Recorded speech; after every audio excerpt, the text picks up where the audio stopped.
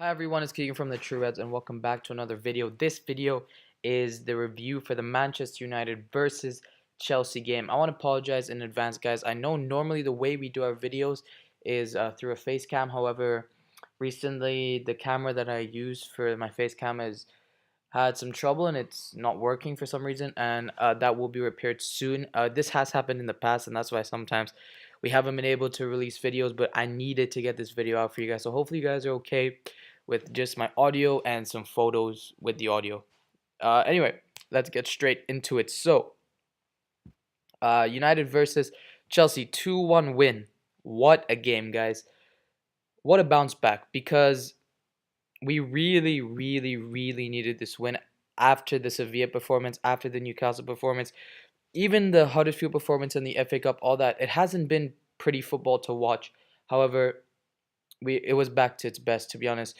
Jose started with the 4-3-3, started with a flat three midfield. It was good to see Martial on the left, Sanchez on the right, Lukaku up top.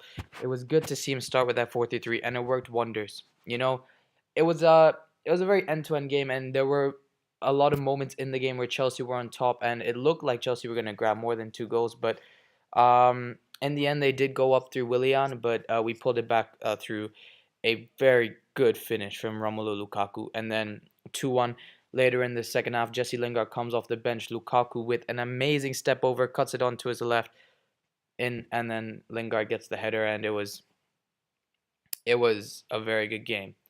Much like previous games, it could have been more than three. Lukaku missed the scissor kick. I say missed. It was an amazing shot, a very good save from Thibaut Courtois, and we had a couple other chances here and there, but really and truly, we were, in my opinion, the deserved winners of that game.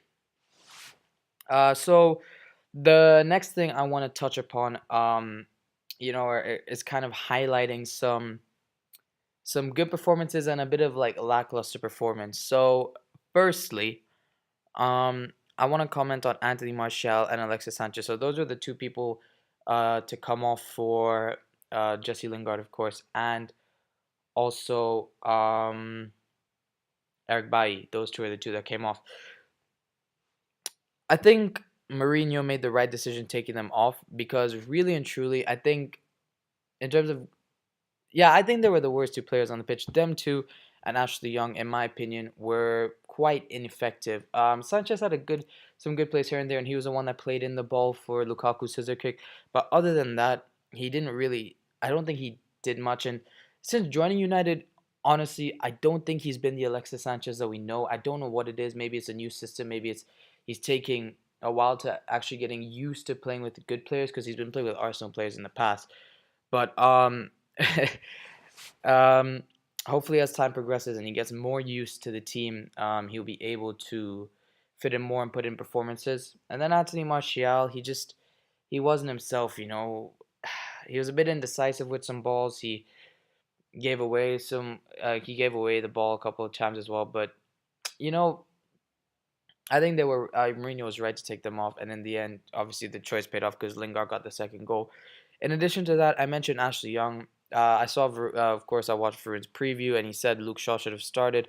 I 100% agree. I don't know why Ashley Young is starting in these big games. As much as, okay, he's not playing badly, he should not be our starting left back in these big games. Mourinho said in press conferences as well, he thinks Luke Shaw is one of the best left backs in the world. That's what he said. So why would you not play one of the best left backs in the world in one of the biggest games of the season?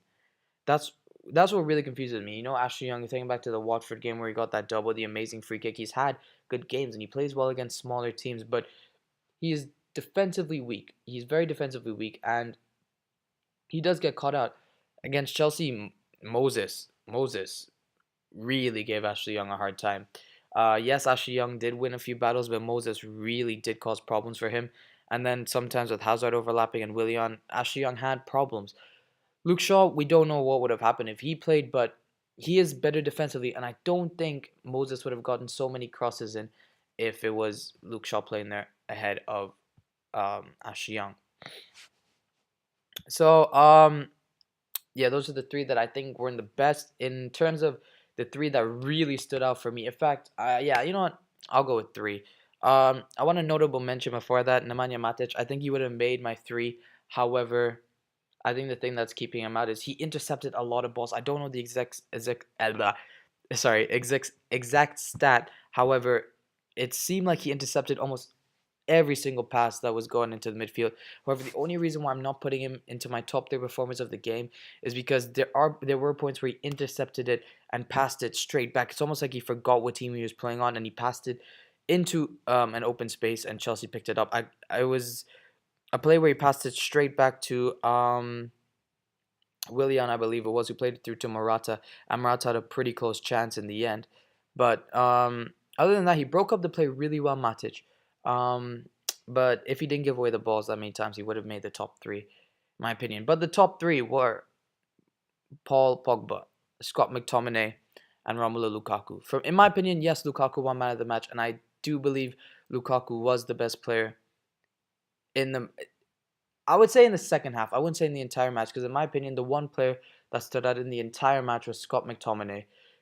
And I can't believe I'm saying this because, wow, what he basically did the same man marking job on Hazard that Herrera did last season, except he played it a bit more simple. Herrera literally stuck with Hazard for the whole game last season when we played them. This season, McTominay didn't have to really do that. He didn't really stick with him the whole time, but he really did pocket Hazard. And you could tell from the time that Hazard got pulled off, Conte knew that Hazard was ineffective against McTominay, and that's all credit due to McTominay. I think a lot of the times McTominay doesn't get the credit he deserves because he likes to play things simple and he doesn't really like to stand out. In this case, no, he really did well against Hazard, and for me, he was my man of the match. Yes, Lukaku got us out of trouble. He got a goal and an assist, and that's all that's really important. But when you look at the deeper things, was McTominay prevented more attacks than we thought by just keeping Hazard quiet, and that's extremely important in a game like this. In addition to that, Paul Pogba, we saw the transition again. Our transition from defense to attack with Paul Pogba in the team is absolutely amazing, and this looks like the Pogba we signed from Juventus. Is this because Mourinho dropped him, or is it just because Mourinho played the 4-3-3? I don't know. It could be both, but Pogba was amazing. He was cocky. He was flary. He was everything on the pitch, and it was amazing to watch. It was absolutely amazing. He didn't score. He didn't get any assists, but boy, Pogba was amazing to watch. He tracked back. He pushed forward, and to have McTominay and Matic sitting behind him, which is essentially what it was, he had a lot of freedom, and he used that to his advantage, and it was absolutely amazing. So Lukaku won man of the match, but as I said, yes, he was the official man of the match. But as I said, I think Scott McTominay it was he was a notable mention as well.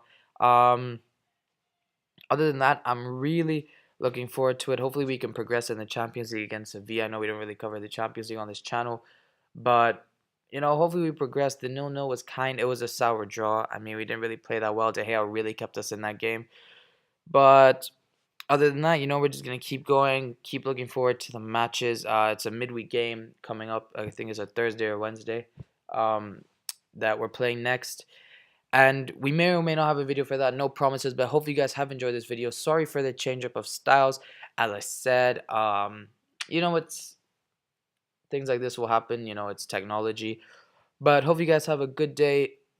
Keep subscribing, keep liking the videos, keep showing your support. And I'll see you guys in the next video. Thank you and peace.